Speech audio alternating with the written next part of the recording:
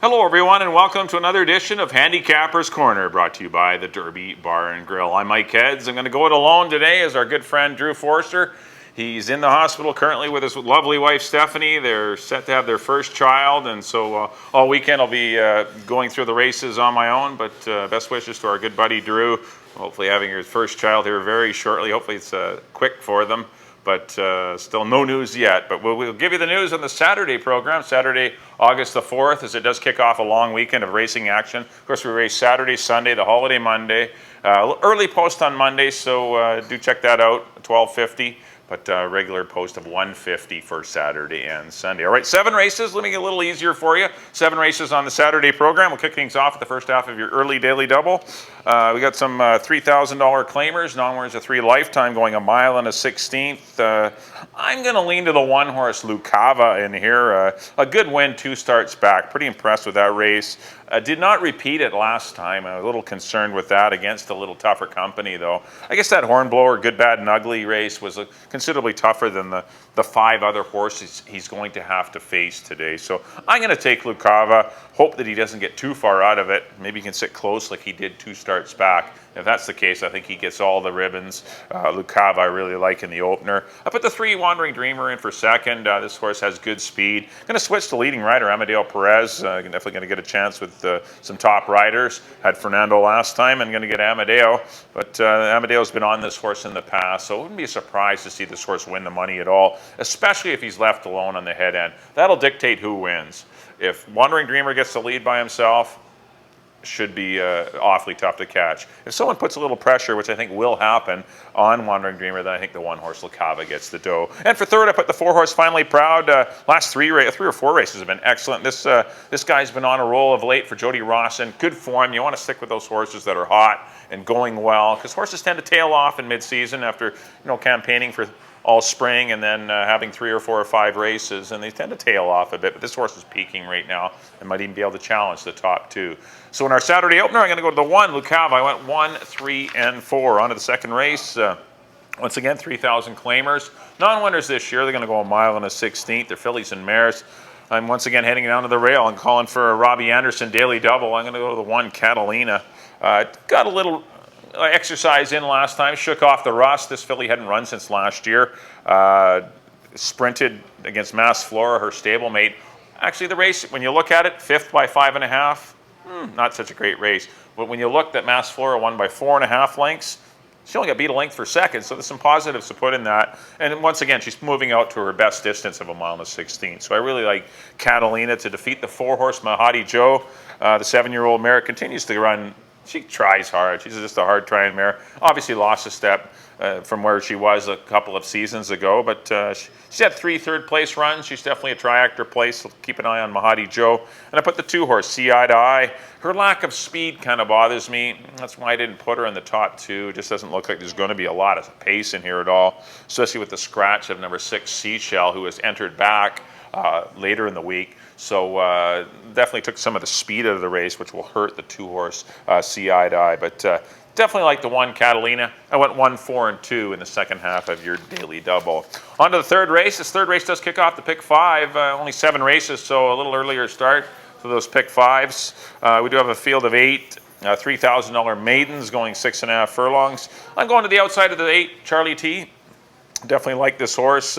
Shortening up off a mile and 16th. It was a pace casualty. Never really seemed to get a breather. And this horse kept fighting on. Ended up running 3rd to Excess Dividend and Mr. Sandman. But still, the race 2 back I thought was good. That 4th behind Strong Reality and Kumo was very good, despite having to battle with the eventual winner, Strong Reality. No, not a ton of speed in here. I think this horse can get away cheap. Maybe the 7-horse Slew's Lucky Lee might be able to go out there, but he can just sit on the outside, just take the nice trip, maybe off the boot of Marlowe Dunn, just put her and just sit a nice comfortable trip in the 2 path, and I think Charlie T will be awfully tough from there. I put the 6-horse Brave Star, first run at Hastings, ran okay. Of course, one up in Princeton at Sunflower Downs in his debut, but the 4-year-old son of Terrell definitely has a little bit of ability and might be worth following back. Pedro sticks with him for Greg Tracy, and that's definitely a strong combination. So definitely put the 6-horse Brave Star in the mix. And I put the 2 by George. He's got it. Hopefully he does get it. He might be a pretty good price. He is dropping from 20,000 though down here for the 3, so a pretty significant drop. So maybe not much of a price, but we'll see how he fares. Anytime you see a horse getting beaten as far as he was against that caliber, you must give him another look, because any of these other horses, if they were running for 20, they would be getting beaten a long ways too. So give him a shot. He's been freshened up too. He's been off since April. Good works. Robbie's Barnes heating up. Richard Hamill obviously heating up as well. So give this horse a good look. I went 8, 6, and 2. Not a race I love, but just definitely play all. I would think you would need all 3 of those in your the start to pick 5. On to the 4th race. Got some $15,000 3-year-olds sprinting 6.5 furlongs. I'm going to head to the 5 Canucks Roar. Pretty impressed with his run 3 back when he went in 17 and change with Tyler Walker. 2 back, he didn't get away as well. Had a kind of a wide trip. Last time they tried him in blinkers, and he got caught up in a pretty fast pace. I don't see a fast pace here. I think the Canucks Roar will get the lead to himself. Comfortable fractions. I think he wires the field. I think the one with the best chance to beat him will be the one sitting alongside of him, the 6-horse Lord Henry, with Enrique Gonzalez for Sylvia Gregory. I give this horse a shot on the class drop to perhaps put some pressure on Canucks Roar and maybe turn it into a little match race. I just think the fractions will be slow, and which may hurt Here's Come Lucky, With Counsel, Shingen Bolt, all these off-the-pace horses, which need some pace for them to win.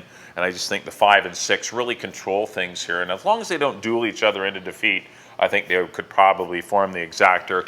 And in the show spot, I put the 2-horse With Counsel. He's been in good form for a hot barn. Dino Condolinos is just lights out lately. I think he's going at 50 or 60% the last 2 or 3 weekends. Everything's just running through the bridle for him. The barn's caught fire. Frank Fuentes rides a lot of live horses for Dino. Not a surprise to see him aboard. Nice win at this level last time, but he did get a pretty good pace to run at and got a pretty good trip as well. Frank gave the horse a perfect ride to win it. See if he gives him a perfect ride again and getting, scenario, allows him to get a perfect trip again, then he'll win it. But definitely the 2, 5, and 6 are the top 3 for me, but I like the 5 and 6 to win it. I went to the 5 Canucks Roar in the 4th race, which does kick off the pick 4. On to the 5th race, 5,000 claimers and non-winners of the year going 6.5 furlongs.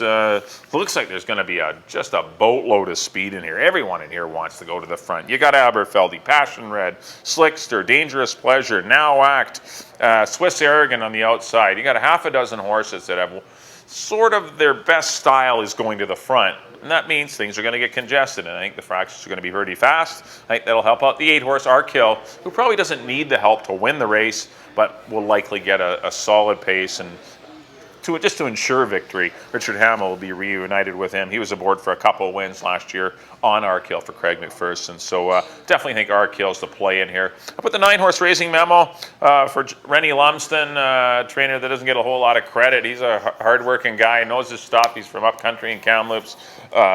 He does good work, gets a lot of run out of his horses. Always seems to have a couple of horses in his stable, but they always seem to do well. This horse was claimed at Santa Anita by Bill Smith and sent up here to Rennie, and the horses just had the one run. Made good ground late against Bosco's Quick and Now Act, but I think with the race under his belt and the favorable, as I mentioned, likely favorable pace scenario, I think this horse will come running on to get a piece of your tries and supers, so don't leave out the 9 Racing Memo. And I put the 2-horse Passion Red in for 3rd. I think this horse will last the longest of the speed or of the pace horses. I like the way he ran going along. It should set him up for a race in which, if the fractions are fast, he should be fit enough to keep going. So I put him in for 3rd. But I really like the 8-horse Arkill. Could be the best bet of the day. Could be a good single in your pick 4s, pick 5s, pick 3s, whatever you wish to play. Triactor Supers.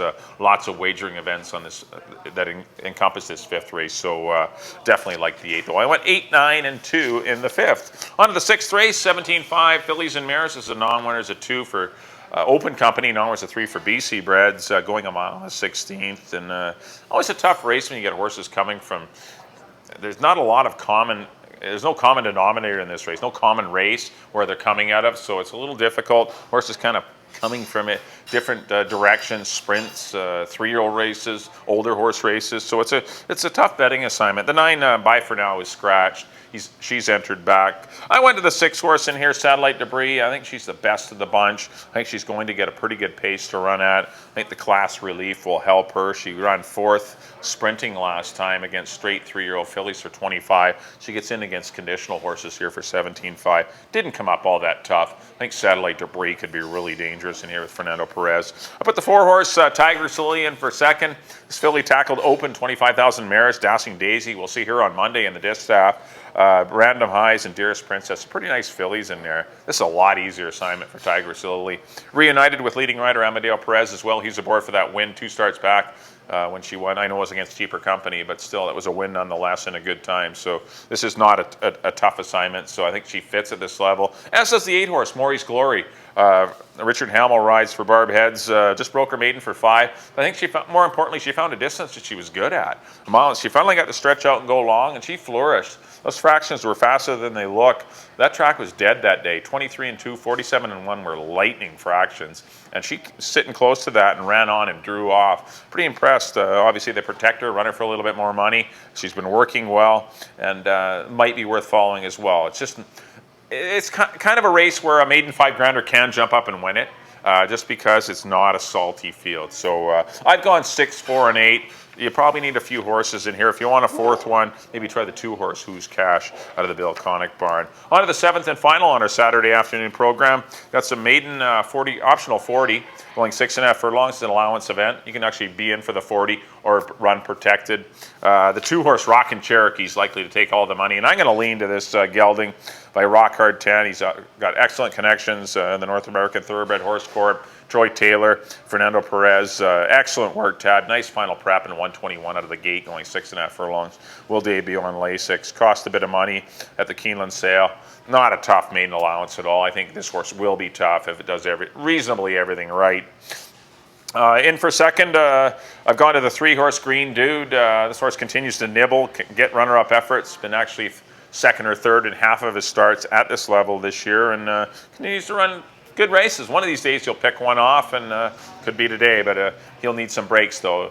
But Green Dude, I got him in for second, and I put the 6 horse Game 7, who's only had a couple of runs. One, he didn't finish the race, and his last one he ran it was a troubled 6. This horse ran a better than looked race. You might want to follow him back. Gets leading rider Amadeo Perez as well, so perhaps big improvement from the 6 horse Game 7. But I do like the 2 horse Rockin' Cherokee. I went 2, 3, and 6 in our Saturday finale. Well, that'll do it for this edition of the Handicappers Corner, brought to you by the Derby Bar and Grill. Next up on screen will be our selections, and Drew did do his homework, so we will have his selections after mine. We'll quickly run through my picks on the Saturday program. I went to the 1 horse Lucava. I went 1, 3, and 4. In the second race, I went to the 1 Catalina, 1, 4, and 2. In the third race, I went to the 8 Charlie T. I went 8, 6, and 2. In the fourth, the 5 Canucks Roar. Tough race though. I went to the 5, 6, and 2. You might want to go with a few deep in that one. In the 5th race, probably the best bet of the day, the 8 horse Arkill. I went 8, 9, and 2. In the 6th race, I went to the 6 Satellite Debris, 6, 4, and 8. And then in the 7th race, I went to the 2 Rockin' Cherokee. I went 2, 3, and 6. And on to Drew's picks. Our good buddy Drew, once again, at the hospital with his lovely wife Stephanie, expecting their first child shortly. Drew went with the 1 horse Lucava, 1, 4, and 6. In the second race, he went to the 2 See Eye to Eye, 2, 1, and 4. In the third race, he went to the 1 Dickstein. He went 1, 4, and 2. In the 4th race, number 2 with Council. He went 2, 5, and 1. In the 5th race, number 8 Arkill, we agree on that, 8, 7, and 1. The 6th race, once again, we agree on the Fernando Perez runner, Satellite Debris. He went 6, 4, and 7. And in the 7th and final, once again, we agree, the 2 Rockin' Cherokee. He went 2, 1, and 6. Well, I'd like to thank everyone for tuning in to this edition of Handicappers Corner. Don't forget, if you can't make it out to Hastings this Saturday, come right here to the Derby Bar and Grill. Lots of great meals. On any racetrack you want to wager on, watch and wager on, you can watch here. Once again, it's at 176th and 0 Avenue. So come on out, enjoy the atmosphere at the Derby Bar and Grill if you can't make it out to Hastings Racecourse. On behalf of Drew, our best of luck to our good buddy. I've been Mike Heads, wishing you good luck on the Saturday program. We'll see you next time here on Handicappers Corner.